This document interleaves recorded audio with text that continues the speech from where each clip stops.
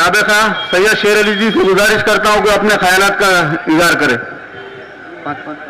70 सालों से हमने इलेक्शन में हिस्सा लिया, वोट देते आए हैं और हमारे हक का हमने हक अपना अदा करते रहे हैं। लेकिन आप जानते हैं कि 70 सालों में जो हालात थे वो हालात इन 10 सालों के अंदर किस तरह तेजी के साथ बदल चुके हैं। दोस्तों, आप जानते हैं कि 70 सालों में कांग्रेस या दीगर पार्टियों ने यहां पर हुकूमत की, लेकिन उन्होंने हिंदू मुस्लिम के अंदर कोई तफरीका नहीं किया। लेकिन आप देखते हैं कि 10 सालों के दौरान ये बीजेपी की हुकूमत ने नफरत का माहौल हिंदुस्तान के अंदर पैदा कर दिया। इस नफरत के माहौल को बदलने के लिए हमारे नेता राहुल गांधी ने 3500 किलोमीटर का पैदल दौरा कर लोगों के अंदर मोहब्बत का पैगाम देने की कोशिश की। इसी का नतीजा यह निकला कि कर्नाटक के अंदर जहां बीजेपी ने मुसलमानों पर खाने पर पाबंदी आयद की थी, हिजाब के ऊपर पाबंदी आयद की थी, इस तरह कई चीजों के अंदर स्कूल के अंदर अगर जाना है तो बगैर हिजाब के जाना। इसके लिए इसका मकसद यह था कि हमारी ख्वातीन, हमारे बच्चियां पढ़ ना सके। उनका मकसद यह है हमारे बच्चे आगे तालीम के अंदर तरक्की ना कर सके। इस मुद्दे को लेकर, इस एजेंडे को लेकर उन्होंने हिजाब की पाबंदी लगाने की कोशिश की। उसके बाद मुसलमानों को जो 4% कांग्रेस ने रिजर्वेशन दिया था, उस रिजर्वेशन को खत्म कर मुसलमानों के बच्चों को तालीम से महरूम करने का काम किया। उसी के साथ साथ नौकरियों में जो कुछ भी फीसद हमारा बढ़ सकता था उसको खत्म करने का काम किया। देखो, आपने आज मीडिया का दौर है, हमारे मोबाइल के ऊपर हम देखते हैं कि अमित शाह का भाषण होता है। वो कहते हैं कि अगर हमारी बीजेपी हुकूमत आएगी तो हम वो 4% मुसलमानों का रिजर्वेशन छीनकर हम दूसरे ओबीसी को दे देंगे। ये मुसलमान क्या इस देश के हिस्सेदार नहीं है?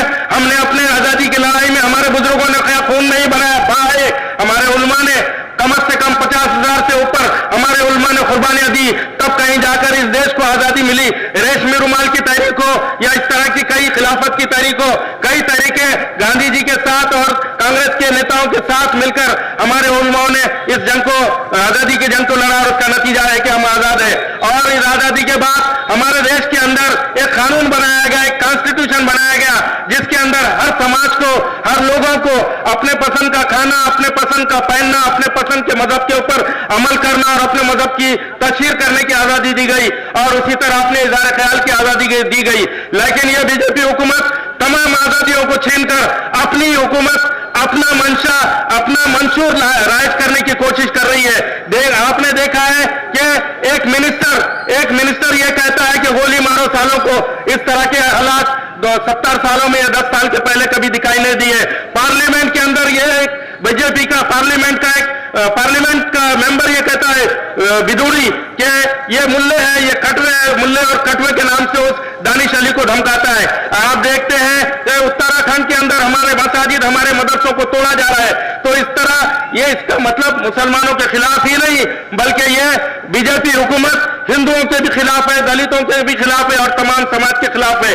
आपने देखा कि 370 हटाने का उन्होंने जो मामला मचा रहे हैं, वो हिंदुओं को इस तरह का कोशिश बताने की कोशिश कर रहे हैं कि हम मुसलमानों को, जो कश्मीर के मुसलमानों को 370 का जो दफा थी वो खत्म करके हम हिंदुओं को फायदा पहुंचा रहे हैं। मैं उनसे पूछना चाहता हूं कि हिंदू भाइयों को क्या उससे नौकरी लग रही है? क्या बिजनेस के अंदर उनको कारोबार में फायदा हो रहा है? ये सिर्फ और सिर्फ अडानी और अंबानी को फायदा पहुंचाने के लिए क्या है? क्योंकि वहां पर लिथियम का एक भंडार वहां पे मौजूद था और 370 की दफा के तहत वहां की जमीन बाहर का आदमी कोई खरीद नहीं सकता था।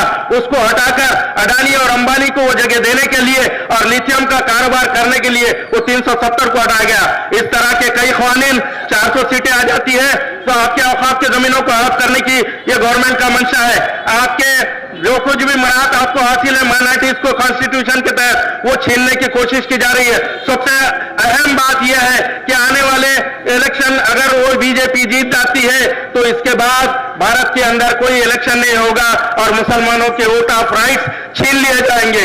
इस तरह मैं आपसे इतना ही कहना चाहता हूं कि जिस तरह ईद को हम बगैर अजान के, ईद को हम नमाज के लिए निकलते हैं और अपना फर्ज अदा करने के निकलते हैं, इसी तरह का ईद, जमहूरियत की ईद, जमहूरियत को बचाने के लिए हम अपना फर्ज अदा करने के लिए अपने घरों से निकले, अपनी माओ बहनों को लेकर निकले और एक एक वोट, अगर बुजुर्ग भी है तो उसको उठाकर बूथ तक ले जाने की कोशिश करें।